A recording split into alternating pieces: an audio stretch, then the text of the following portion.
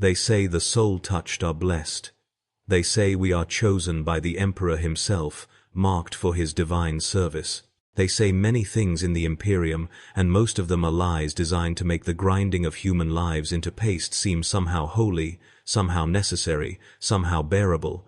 I know better now. I have lived the truth they conceal behind Gothic architecture and incense smoke, behind the endless litanies and the harsh beauty of stained glass depicting saints who never existed. I have been weighed, measured, catalogued, and found wanting not in ability, but in the only quality that truly matters in the Imperium: expendability. My name was something once. I remember syllables, the shape of sounds my mother made when she called me to evening meal in our HAB unit on the middle levels. I remember the taste of reconstituted protein and the smell of recycled air that always carried a faint tang of chemicals and human waste. These memories feel like they belong to someone else now. Some other person who lived in a different body, in a different lifetime, before the testing, before the binding, before I understood what it meant to have a gift that the Imperium could use. The day they came for me started like any other in the hive.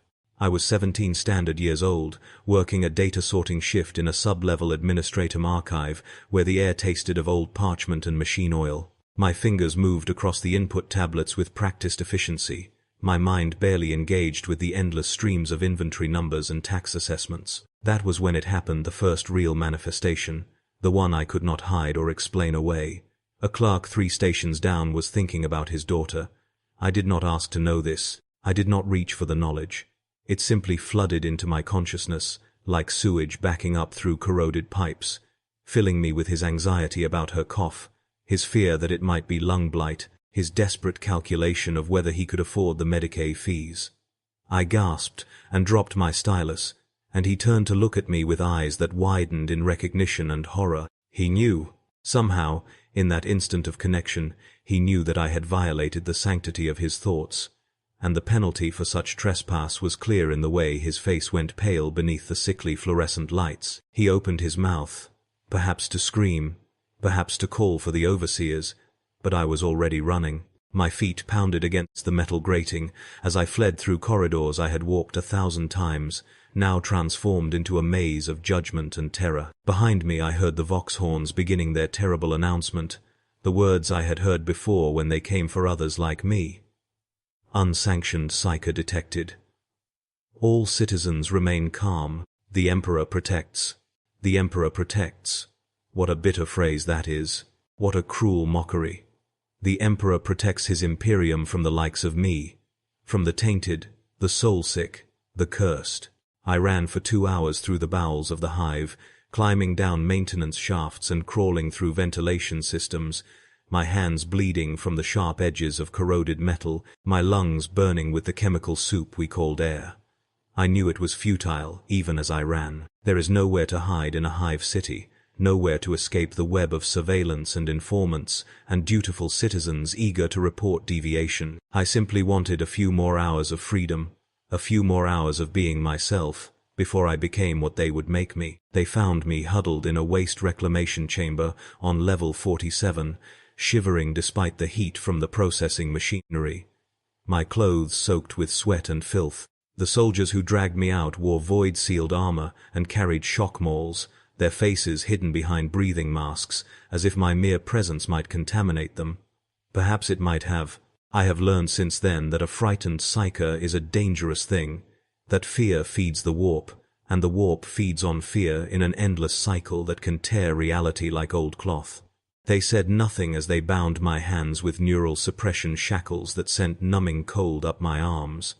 They said nothing as they hauled me through the corridors toward the waiting transport, but I heard their thoughts anyway, leaking through despite the shackles, full of disgust and fear, and a grim satisfaction at having captured another monster before it could bring damnation down upon the hive. The holding facility was a converted warehouse in the industrial sector, a massive space filled with cage upon cage of the newly discovered, the recently collected, the soon-to-be processed. We numbered in the hundreds, maybe thousands. It was impossible to count through the dim light, and the press of bodies, and the constant noise of weeping and prayer, and mad laughter. The smell was overwhelming. Unwashed flesh, fear sweat, the acrid tang of suppressant chemicals they pumped through the ventilation, the underlying stench of waste from overflowing sanitation units. I found a space against one wall and sat with my knees drawn up to my chest, trying to make myself small, trying to disappear into the shadows and the crowd. Around me were the damned. A woman with burns covering half her face rocked back and forth, whispering the Emperor's prayer in an endless loop, her voice hoarse and cracked. A boy who could not have been more than 12 sat perfectly still, staring at nothing, his eyes reflecting the flickering overhead lights like polished metal. An old man coughed wetly into his hands, blood speckling his palms, his thoughts a confused tangle of regret and resignation that pressed against my mind like physical weight. We were all psykers here, all soul-touched, all waiting for the black ships that would take us away to fates we only half understood through rumor and nightmare stories. The guards patrolled the perimeter in their sealed armor, silent and implacable as servitors, though I could sense the humanity beneath the metal and ceramite fear and duty, and the constant vigilant tension of men who knew that any moment one of us might snap, might reach out with powers we barely controlled and tear reality apart. They were right to fear us. I felt it building in the facility like pressure in a sealed container, the combined psychic energy of hundreds of untrained minds pressing against the walls of the real, seeking release, seeking expression, held in check only by the suppressant chemicals and the sheer exhausted terror that kept most of us locked inside ourselves. The testing began on the third day. They came with their instruments and their prayers, tech priests and sanctioned psykers and grim-faced administratum officials, carrying data slates that would determine our fates with the dispassionate precision of machines. We were processed in batches of 20, herded into examination chambers where the air hummed with electromagnetic fields and smelled of ozone and sanctified oils. I stood in line with 19 others, all of us silent, except for the occasional sob or whispered prayer, waiting our turns to be measured and categorized and judged.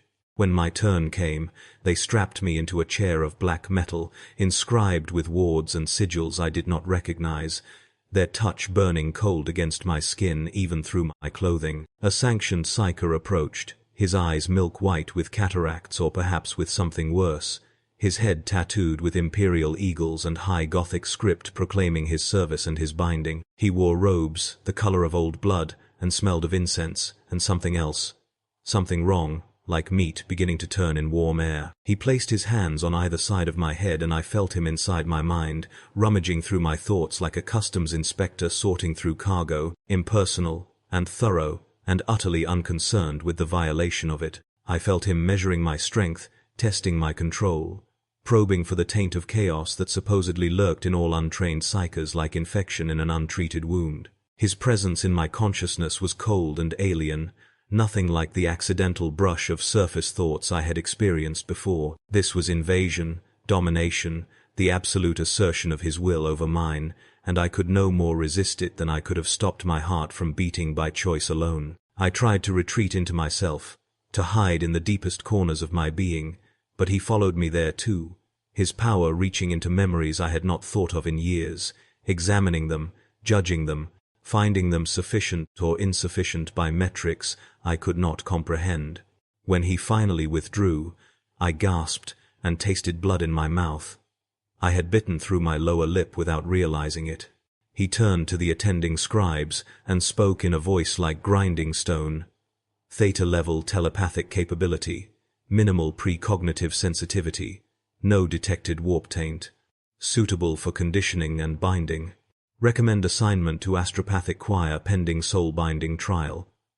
The scribes made notations on their data slates with styluses that scratched against the screens like insect legs, recording my fate in clinical terms that reduced my entire existence to a series of measurements and categorical assignments. I wanted to scream. I wanted to beg them to reconsider, to tell them I would never use my abilities again, that I would rather die than be transformed into whatever an astropath was supposed to be. But I said nothing. The suppressant chemicals had left me slow and fuzzy, my thoughts struggling through thick fog, and even if I could have spoken, what words would have mattered? The Imperium does not negotiate with its resources. It does not offer choices to those it has deemed useful. I was no longer a person with rights and agency, and the possibility of self-determination. I was a tool to be shaped and employed, and if the shaping destroyed what I had been, well, that was simply the price of service to the Golden Throne. They took us, myself and 47 others, judged suitable for astropathic training, from the holding facility to the transport station in covered trucks that smelled of disinfectant and stale air. We rode in silence through the hive, catching glimpses through armored viewports of the city where we had lived our previous lives. The towering hab blocks stretching into the smog-choked sky, the industrial sectors belching smoke and chemical runoff, the commercial levels with their garish advertisements and press of humanity flowing through the streets like blood through diseased veins. I tried to memorize it all, knowing I would never see it again. That whatever happened to me in the months and years ahead would transform me into something that could never return to this place, never walk these streets as a citizen rather than a sanctioned asset of the Imperium. The spaceport was a cathedral of metal and stone, its vaulted ceilings lost in shadow far above, its floor stretching away in all directions marked with landing zones and guidance lights, and the constant flow of cargo servitors moving freight with mechanical precision. The ship that would carry us away squatted on its designated pad like some massive insect, all angles and armor plating, its hull painted in the black and gold livery of the Adeptus Astra Telepathica. I had heard of them. Of course, everyone in the Imperium knew of the soulbound, the astropaths who transmitted messages across the vast gulfs between stars, their eyes burned out, and their minds linked to the Astronomicon in ways that ordinary humans could barely comprehend. I had never imagined I would become one of them. The ship's interior was cramped and utilitarian, all exposed pipes and riveted metal, the air thick with recycled moisture, and the smell of machine oil and human bodies pressed too close together. They herded us into a cargo hold that had been converted into holding cells, cage upon cage of human freight, and locked us in for the journey. The ship shuddered and groaned as it lifted from the surface, acceleration pressing me against the deck plating, my stomach lurching with the change in gravity. Through the narrow viewports, I caught a last glimpse of the hive falling away beneath us, growing smaller and smaller, until it was just one more blemish on the face of a world I would never walk again. And then even that was gone, as we broke atmosphere and entered the black void between worlds. The journey to the training facility took weeks or perhaps months. Time became meaningless in the hold, where day and night were arbitrary concepts, marked only by the shift changes of our guards and the irregular delivery of food and water. We lived in that cage like animals, our bodies pressed together for warmth, our waste sluicing away through grates in the floor that never quite kept up with the production. Our minds slowly adjusting to the presence of so many other psykers in close proximity. At first it was cacophony, an overwhelming assault of surface thoughts and emotions bleeding together into white noise that made it impossible to think clearly, impossible to maintain the boundaries of self.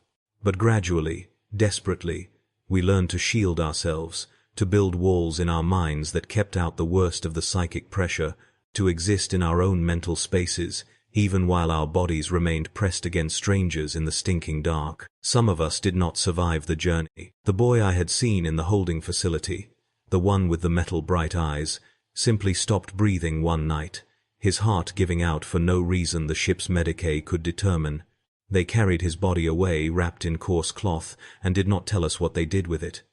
But I heard the rumors whispered in the dark, that dead psykers were rendered down for components, their remains used in the manufacture of psychically reactive machinery, nothing wasted in the Imperium's endless hunger for resources. The woman with the burned face went mad, screaming about voices and visions until the guards came with their shock mauls and beat her into silence. When they dragged her away, she was still breathing, but her mind was gone, fled into some interior space from which it would never return, and I never saw her again. I survived by becoming very small and very quiet, by retreating into myself and maintaining my shields with grim determination, even when the effort exhausted me, by eating the tasteless protein paste they fed us, and drinking the chemical-tasting water, and keeping my head down and my thoughts locked away where no one else could reach them.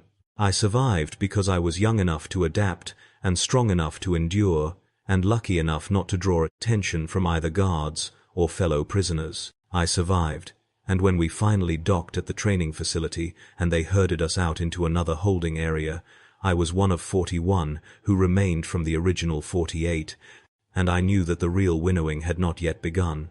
The facility was built into an asteroid, a hollowed-out rock in some unnamed system far from any world I had ever heard of. Its existence, a secret buried in classified administratum files and protected by void defense batteries and patrol ships that would destroy anything unauthorized that came within range. They processed us again, always the processing, the endless cataloging and measuring and recording that reduced human beings to entries in databases and assigned us to training cohorts based on criteria I never fully understood. I ended up in a group of 12, all roughly the same age and psychic classification, all judged suitable for the specific horror that awaited us. Our instructor was a man named Confessor Harrow, though I doubt that was his original name. The Adeptus Astra Telepathica seemed fond of assigning new identities to those who served them, erasing the past and remaking their servants into blank slates upon which duty could be inscribed. He was ancient, his face a maze of wrinkles and scars, his eyes replaced with augmetic implants that glowed with a faint amber light, his body bent with age, or perhaps with the weight of whatever had been done to him in the process of his own binding.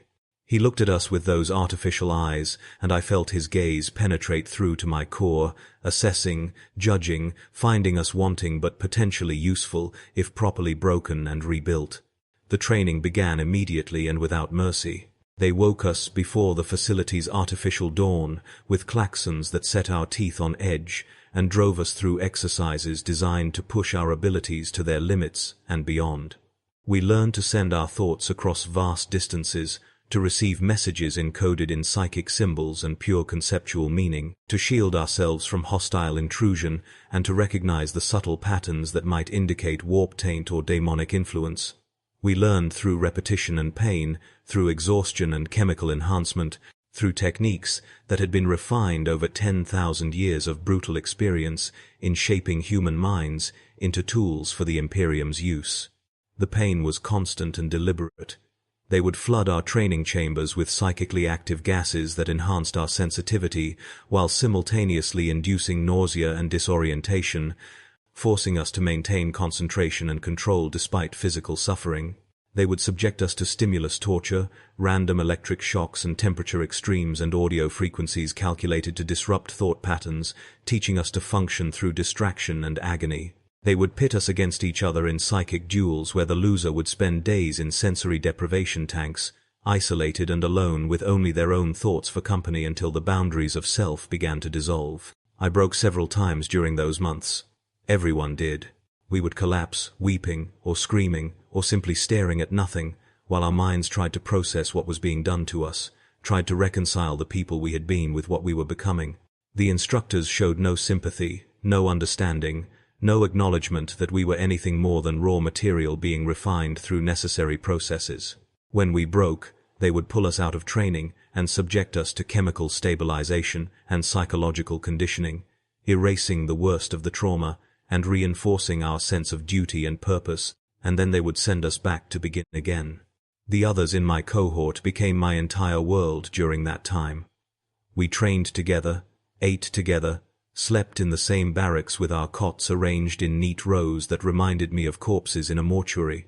I learned their names, though I knew those names were temporary, that we would all be given new designations once we completed our training and received our binding. There was Marcus, tall and thin with hands that never stopped trembling after a particularly brutal session of stimulus torture. There was Helena, quiet and withdrawn, who had been a musician before her abilities manifested and who still hummed half-remembered melodies when she thought no one was listening. There was Tobias, who told jokes in the dark to keep our spirits up, even though the jokes were never funny, and we all knew he was as terrified as the rest of us. 3 of our cohort did not survive the training. Marcus died during a deep-range transmission exercise, his mind stretching too far in an attempt to send his thoughts across the system, his consciousness simply dissipating into the void like smoke in vacuum. They found his body slumped in its restraint harness, blood leaking from his nose and ears, his eyes open but empty. Helena withdrew so far into herself during a particularly intense shielding drill that she never came back, her body maintained by machines, while her mind remained locked in some interior space beyond anyone's ability to reach. Tobias was taken by something that came through during a warp sensitivity exercise, his screams echoing through the training facility for hours, before they finally managed to sedate him enough to perform an emergency binding that left him functional but fundamentally changed, his personality erased and replaced with something that moved and spoke, but was no longer recognizably human. And still, the training continued. We learned to navigate the warp's tides by instinct and careful calculation, to recognize the signatures of different vessels and installations, to encode messages in layers of meaning and symbolism that could be transmitted faster and more reliably than any technological method. We learned the rituals and prayers that were supposed to protect us from the predators that swam through the immaterium, the mantras we would recite endlessly to maintain our focus and our sanity. We learned that we were expendable, that dozens of astropaths died every year from accidents or hostile action, or simple mental breakdown, and that the Imperium would replace us without hesitation or memorial because we were not people anymore. We were infrastructure, as impersonal and replaceable as the Vox relays, and data conduits that carried information through more mundane means. The day of our binding approached with the inevitability of death, marked on facility calendars and training schedules with the simple notation, soul-binding trial, as if those words could capture the magnitude of what they represented. The instructors began to prepare us psychologically, explaining in clinical detail what would happen, how it would feel, what we should expect in the days and weeks that followed. Their words were meant to be reassuring, but they had the opposite effect. Each description of the process driving home the reality that we would be fundamentally altered, that the selves we had managed to maintain, despite months of brutal training, would be irrevocably transformed into something other. The binding chamber was deep in the heart of the facility, carved from the asteroid's stone and lined with psychically reactive materials that hummed with suppressed energy. They brought us there in a procession, 9 of us remaining from the original 12, walking single file through corridors lit by dim red emergency lighting that made everything look like it was already covered in blood. The chamber itself was circular, its walls carved with wards and sigils in languages I did not recognize, its floor marked with concentric circles of silver and gold that seemed to pulse with their own internal light. At the center stood a throne of black stone, ancient and worn smooth by countless hands, equipped with neural interfaces and restraint systems that looked more like instruments of torture than medical equipment. We were blindfolded before we entered, the instructors explaining that the binding involved direct psychic contact with an entity of such overwhelming power that to look upon it with physical eyes might drive us mad or simply burn out our optic nerves from the intensity of the experience. I heard my breathing loud in my ears as they led me to the throne and strapped me in, my heart hammering against my ribs, my mouth dry despite the suppressant chemicals they had given us to prevent panic reactions. The restraints bit into my flesh as they tightened, holding me immobile, and I felt the neural interfaces lock into place against my skull, cold metal pressing against skin and bone, making connection with the very substance of my mind. The waiting was the worst part. I sat in darkness behind the blindfold, hearing the muffled sounds of preparation, the low chanting of sanctioned psykers, the mechanical hum of equipment powering up. I tried to prepare myself for what was coming, but there was no preparation possible, no way to brace against something so far beyond normal human experience. I thought about my mother, about the HAB unit where I had grown up, about all the small, ordinary moments of my previous life that I would never experience again. I thought about the person I had been before the testing, before the holding facility, before the training that had ground away so much of what I had once been. I tried to hold onto those memories, to anchor myself in them, but they felt distant and unreal, like stories about someone else. And then it began. I felt the presence before I understood what it was. A vast consciousness pressing against the boundaries of my mind like an ocean pressing against a dam, infinite and patient and utterly inhuman in its scale and nature. The instructors had told us what to expect, that we would be brought into proximity with the psychic presence of the Emperor himself, that fragment of his consciousness that powered the Astronomicon and held together the Imperium across the vast gulfs of space. They had told us that the experience would be overwhelming, transformative, that we would emerge, changed but functional, our minds permanently imprinted with a connection that would allow us to navigate the warp and transmit messages across impossible distances. They had not told us that it would feel like drowning in light, like being immolated from within, like every cell in our bodies was being rewritten at the molecular level. The presence crashed through my shields as if they were tissue paper, flooding my consciousness with sensations and perceptions I had no framework to process. I felt myself dissolving, my sense of self fragmenting under the sheer weight of that immense awareness, my identity scattering like ashes in a hurricane. I tried to scream, but I had no voice, no throat, no body. There was only the light, and the presence, and the terrible certainty that I was being consumed, burned up like fuel in a fire that would never go out because it was fed by the deaths and sacrifices of countless souls, just like mine. The pain was beyond description. It was not physical pain, though my body convulsed against the restraints hard enough that I felt something tear in my chest. It was the pain of transformation, of being forcibly reshaped into something other than what nature had intended, of having my consciousness branded with marks that would never fade. I felt my eyes burning even behind the blindfold, the delicate structures of retina and optic nerve charring under the psychic heat. And I understood with crystal clarity that I would never see again, not with physical eyes, that I was being blinded as part of the price of this connection. I do not know how long the binding lasted. Time became meaningless in that space where consciousness touched something so vast and alien that human perception could not properly contain it. It might have been seconds or hours or days. All I knew was suffering and transformation, and the gradual reconstruction of myself into something that could survive this contact, that could maintain coherence in the presence of such overwhelming power. Gradually, incrementally, I felt myself solidifying again, my consciousness reforming around the core of identity that had somehow survived the dissolution.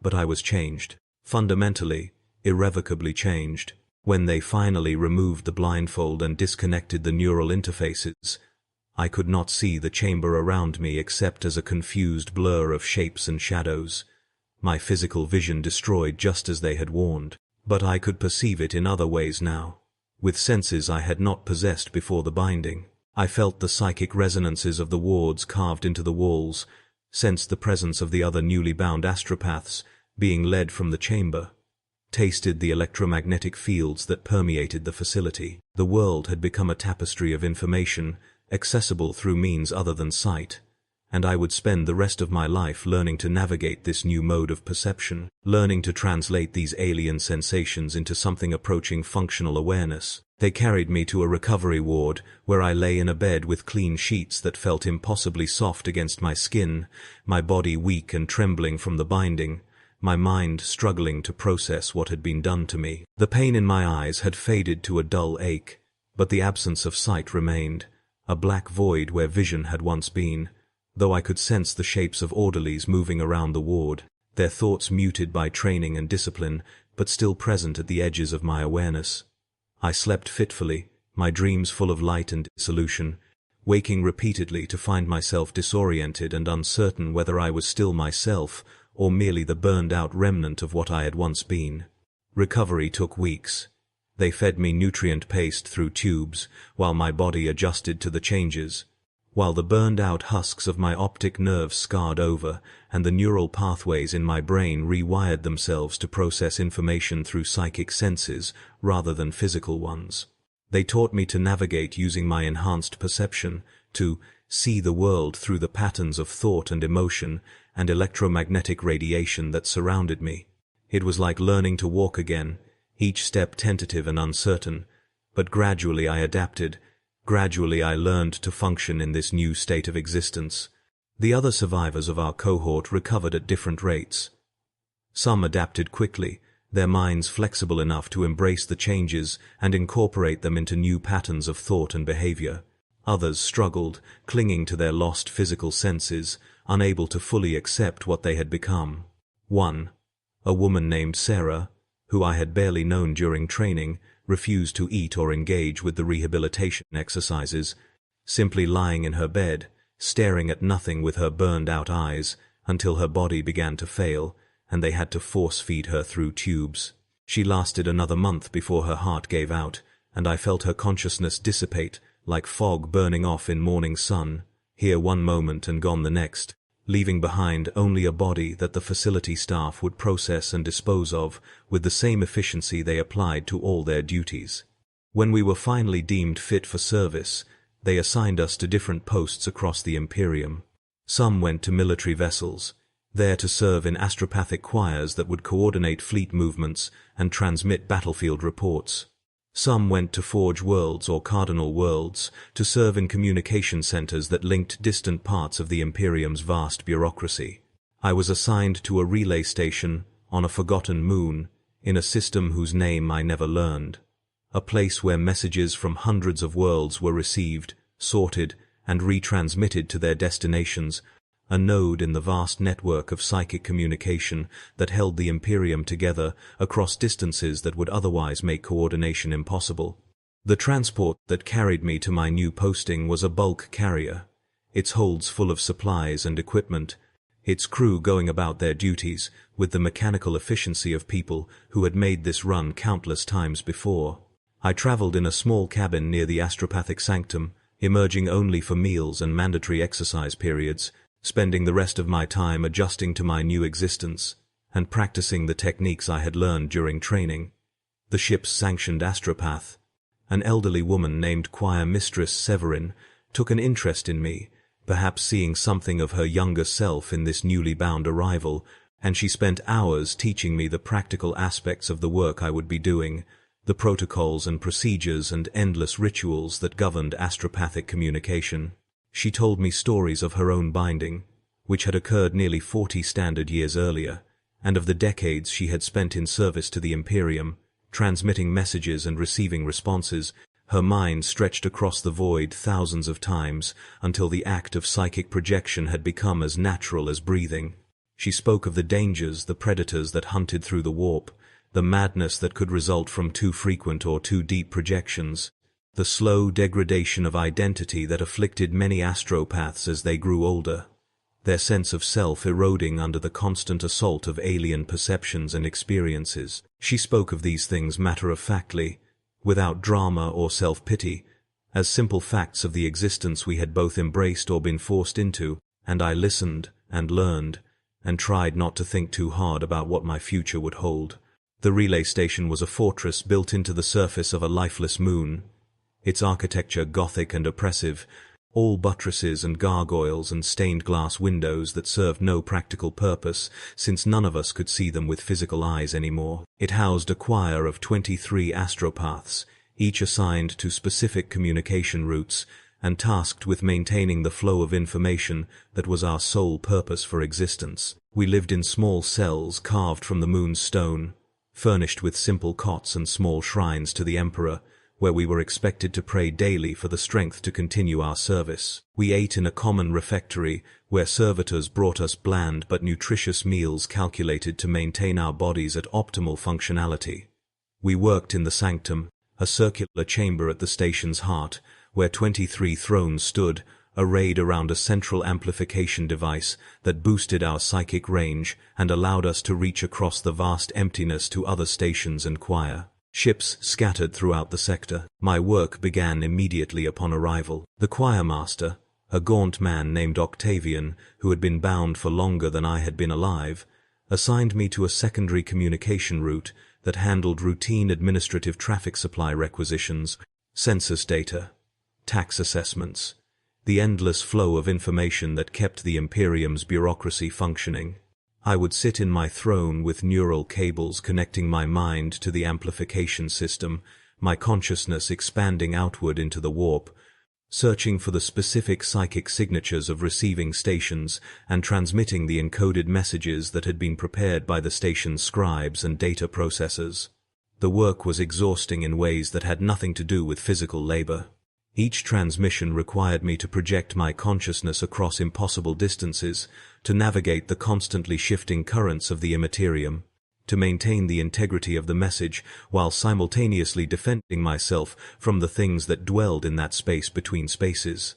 The warp was not empty, it was full of presences, both vast and small, predatory and indifferent, drawn to the light of human consciousness like moths to flame. I learned to recognize the signatures of different entities, to distinguish between the relatively harmless psychic echoes of dead civilizations and the active malevolence of true predators, to know when to push forward and when to withdraw before something could latch onto my projected consciousness and follow it back to its origin. The horrors I witnessed during those transmissions defy easy description. The warp is not a place where normal physics applies, where cause and effect follow logical patterns, where the human mind can find purchase in familiar concepts. It is a realm of pure thought and emotion made manifest, where desires and fears take on terrible reality, where the accumulated psychic waste of countless civilizations swirls in toxic eddies that can shred an unprepared consciousness like tissue. I saw things in the warp that my training had not prepared me for, vast entities whose scale made them incomprehensible to human perception, swarms of lesser creatures that fed on stray thoughts and emotions, structures and geometries that hurt to perceive, that seemed to exist in more dimensions than my mind could properly process. And I saw other astropaths dying. During my first month at the station, I felt 3 minds wink out of existence during transmission, their consciousness torn apart by warp predators or simply dissipating after stretching too far beyond their limits. Each death registered as a sudden absence in the psychic background of the station, a gap where there had been a living presence, and each time it happened, the choirmaster would make a notation in his logs and send a request to the nearest training facility for a replacement, showing no more emotion than he would have shown if a piece of equipment had malfunctioned and needed repair. We were not people to them anymore, not to the choirmaster or the station commander or the administrative staff who processed our work. We were components in a machine, psychic relays to be maintained at minimal functionality and replaced when we broke down. Our cells had no personal possessions, no decorations, nothing that would acknowledge we had once been individuals with preferences and desires and inner lives. Our meals were calculated by nutrient requirements, rather than taste or enjoyment. Our work schedules were determined by optimal transmission windows and message backlog, rather than by any consideration of our well-being or need for rest. We existed to serve, and anything that did not directly contribute to that service was deemed irrelevant and eliminated. The isolation was perhaps the worst part. Despite living in close quarters with 22 other astropaths, despite the constant psychic presence of their minds at the edges of my awareness, I felt utterly alone in that station. We rarely spoke to one another beyond what was necessary for coordination of our work. We took our meals in silence, each locked in our own interior worlds, and returned to our cells to pray and sleep and prepare for the next shift of transmissions. The camaraderie I had felt during training, that sense of shared suffering that had bound my cohort together, did not exist here. We were too broken, too transformed by our binding and our work to maintain the emotional connections that made friendship possible. I began to understand why astropaths went mad, why they withdrew into themselves or developed obsessive behaviors, or simply stopped functioning after years or decades of this existence. The constant strain of psychic projection combined with the isolation and the dehumanizing conditions and the never-ending awareness of our own expendability created a slow poison that accumulated in the soul, corroding whatever remained of our humanity until there was nothing left but the function we performed, the duty we had been shaped to fulfill. I felt it happening to myself, felt the person I had been continuing to erode under the relentless pressure of my new existence, felt myself becoming hollow, mechanical, a living servitor whose only purpose was the transmission of messages I did not write and barely understood. The months blurred into years, and I lost count of how long I had been at the station, how many thousands of transmissions I had sent, how many times I had projected my consciousness into the warp and returned intact.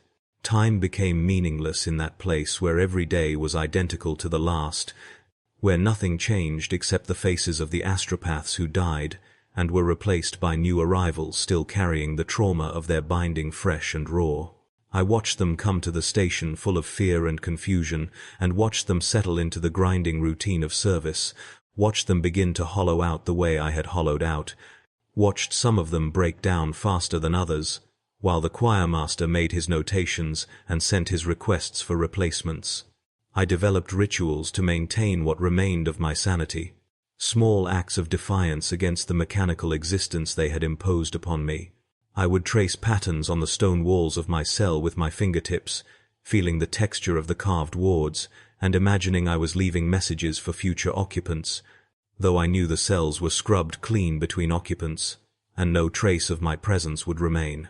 I would recite poetry I half remembered from before my binding, fragments of verse and song that had no meaning in the context of my current life, but that connected me however tenuously to the person I had been. I would sometimes reach out with my psychic senses to touch the minds of the other astropaths during our sleep periods, not intruding but simply feeling the presence of other consciousness, reminding myself that I was not completely alone, even if functional isolation was the reality of our existence.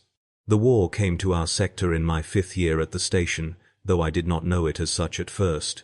I only knew that the volume of military traffic increased dramatically, that urgent priority transmissions began to dominate our work schedules, that the messages we sent grew darker in tone and content. I transmitted casualty reports numbering in the millions, supply requisitions for ammunition and armor and body bags, strategic communications between fleet commanders, coordinating movements against an enemy whose nature was redacted from the messages we were allowed to access. The warp itself seemed to grow more turbulent, more dangerous, thick with emotional resonance from the deaths and fears of countless soldiers and civilians caught in whatever conflict was unfolding. And then one day, during a routine transmission, I felt something vast moving through the warp, something so immense that it distorted the fabric of the immaterium around it, the way a massive object distorts space in the physical universe. I froze mid-transmission, my consciousness suspended between my body and the throne and the distant relay point I was trying to reach, and I felt that presence sweep across me like a searchlight, its attention catching on my projected consciousness with the delicate precision of a surgeon's scalpel. For one eternal moment I was completely exposed, my mind laid bare before something whose motives and nature I could not begin to comprehend, and I felt it examining me, measuring me, perhaps deciding whether I was worth consuming or whether I was too insignificant to bother with. And then it passed, moving on to whatever destination drove its course through the warp, and I snapped back into my body with such violence that I convulsed against the restraints, blood running from my nose and ears, alarms screaming as the sanctum's monitoring equipment registered the trauma I had just experienced. The tech priests pulled me from the throne and carried me to the decay bay, where they ran diagnostics and administered treatments, and finally determined that I had suffered no permanent damage beyond the psychological shock of the encounter. But I knew better. Something had changed in that moment of contact. Some fundamental shift in my relationship with the warp and my own abilities that I could not articulate, but that I felt with absolute certainty. The nightmares began that night and never stopped. I would dream of drowning in an ocean of psychic energy, of being pulled apart by currents I could not resist, of dissolving into the warp and losing all sense of who or what I was. I would wake screaming, my throat raw, my body soaked with sweat despite the cold of my cell, and I would lie there in the darkness knowing that I could not maintain this existence much longer, that something would break soon, that the fragile equilibrium I had maintained was crumbling. I considered reporting to the choirmaster, requesting psychological evaluation or temporary relief from transmission duties, but I knew what would happen if I showed signs of instability. They would either subject me to chemical conditioning that would strip away even more of what remained of my personality, or they would deem me too damaged for further service and terminate me the way they terminated all malfunctioning equipment. So I said nothing and continued my work, sending my transmissions and navigating the warp and avoiding the predators that hunted there, all while feeling myself coming apart at the seams, fragmenting under the accumulated stress of years of abuse and isolation and dehumanizing service. I began to hear voices during my waking hours, whispers at the edge of perception that might have been psychic bleed-through from the other astropaths, or might have been something worse, fragments of warp entities that had attached themselves to my consciousness during projection and now lived in my mind like parasites. I began to see shadows in my cell that moved wrong, that shifted and writhed in ways that physical objects should not. that watched me with something that felt like malicious attention. I knew I was going insane. I recognized the symptoms from the training modules they had shown us, from the clinical descriptions of warp taint and psychic breakdown that were part of every astropath's education. I knew that I should report myself, that continuing to work in my degrading condition posed risks not just to myself, but to the entire choir, and potentially to the station itself, if I lost control during a transmission. But I could not bring myself to do it. The thought of ending my service, of being terminated or chemically lobotomized or whatever else they did to astropaths who could no longer function, filled me with a terror that overrode all rational consideration.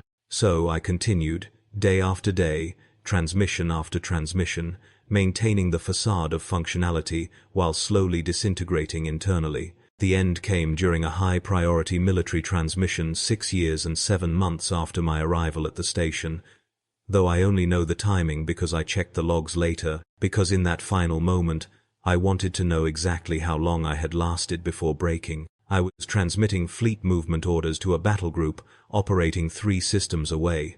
My consciousness stretched across the warp, maintaining the encoded message structure while navigating the turbulent currents, when I felt it again, that vast presence I had encountered before, but closer now, much closer, and this time it was not simply passing by. This time it turned its full attention upon me, and I felt my shields crumbling like sandcastles before a tsunami, felt my consciousness being peeled open and examined with thorough and utterly impersonal curiosity. I tried to withdraw, tried to snap back to my body in the throne, but it held me suspended in the warp, one tiny spark of human consciousness, trapped in the grip of something so far beyond human that comparison was meaningless. It showed me things, visions or memories or perhaps futures that might come to pass.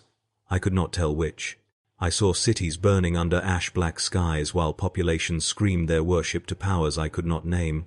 I saw ships the size of moons tearing through the fabric of reality, spilling corruption like infection into the materium. I saw the Imperium crumbling at its edges, systems falling into darkness or madness, or worse fates I had no words to describe, the light of the Astronomicon guttering and dimming, as if the vast psychic beacon that had guided humanity for 10 millennia was finally failing under the weight of entropy and time. And then it showed me myself, or rather what I would become, if I continued on my current trajectory. I saw my consciousness fragmenting completely, pieces of my identity scattering into the warp like shrapnel, each fragment pursued by predators that would feed on my terror and pain until nothing remained. I saw my body in its throne, maintained by machines and nutrient feeds, while my mind rotted away in the immaterium, too damaged to die but unable to return, trapped in an eternal moment of dissolution and suffering.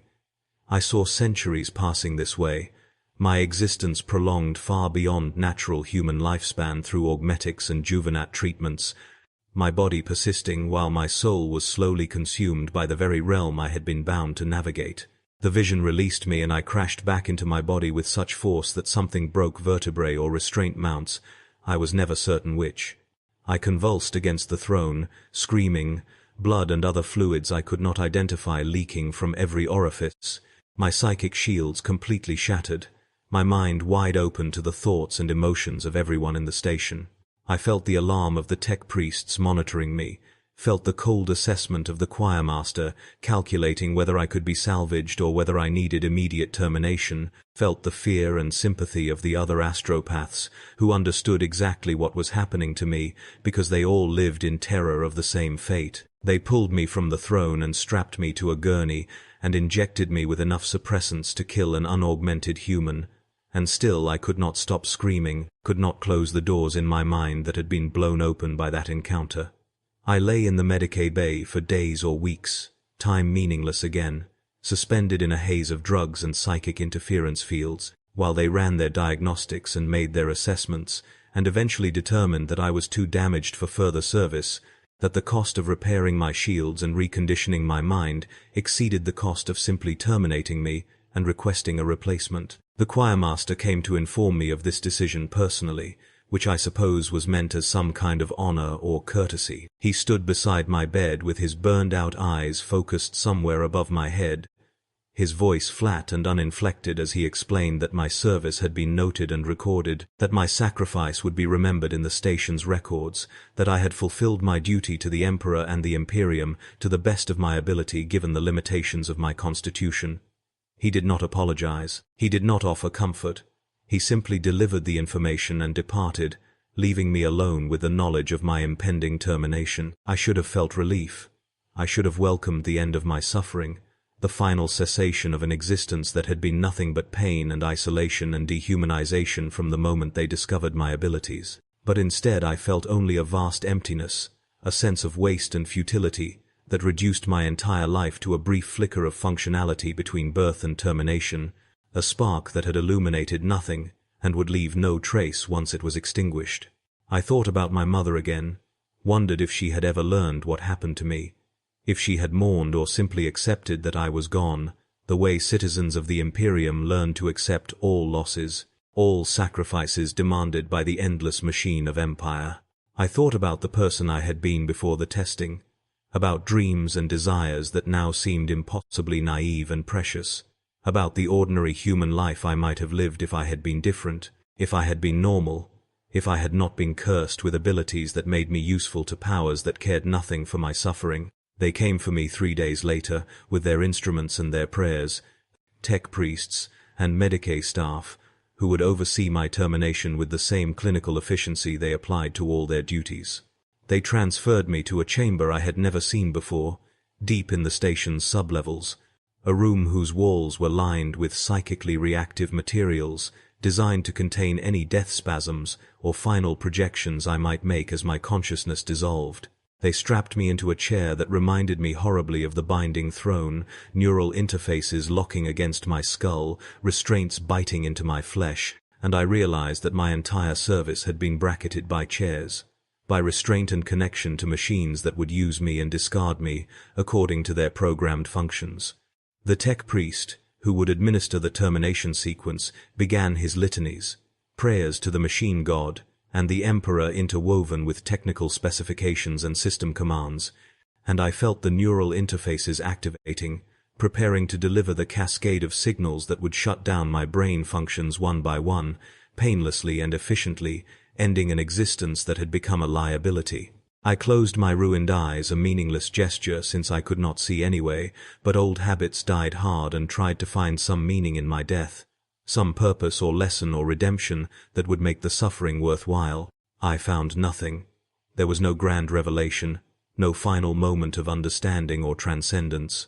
There was only the growing numbness as the termination sequence progressed, shutting down neural pathways and glandular functions, my consciousness beginning to fragment and fade like fog in morning sun. I felt my sense of self dissolving, the boundaries between myself and the void growing thinner, and I understood with crystalline clarity that this was the same fate that awaited every astropath, every psyker, bound to serve the Imperium. We were all burning out like candles in a storm, our lives consumed to maintain a machine too vast to comprehend our suffering or value our sacrifice. My last coherent thought, before the darkness took me, was a simple one, almost prosaic in its mundanity.